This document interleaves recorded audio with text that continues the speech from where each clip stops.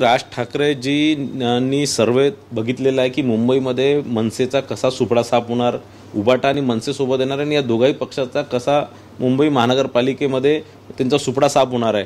आणि म्हणून कुठेतरी निवडणूक झाली नाही पाहिजे किंवा हारण्याच्या आधीच काहीतरी दोषारोपण करून हारण्याचा जे ठिकरा आहे ते दुसऱ्याच्या अंगावर फोडण्याचा ते प्रयत्न करतात आहे। मतदार याद्या किंवा या ज्या अशा प्रकारच्या प्रेझेंटेशन हे मला असं वाटतं काहीतरी कपोकल्पित राज ठाकरेंचं आहे। कोणतेही ईव्हीएम किंवा काही हॅक होऊ शकत नाही। हे वर्षानुवर्ष निवडणुका होत आहे, कोणीच हे प्रूफ सिद्ध करू शकलं नाही की ईव्हीएम हॅक होऊ शकतं म्हणून। राज ठाकरे नुसतं त्यांचे इंजिन जे आहे ते नुसतं तोंडाच्या वाफाऱ्याने चालतं।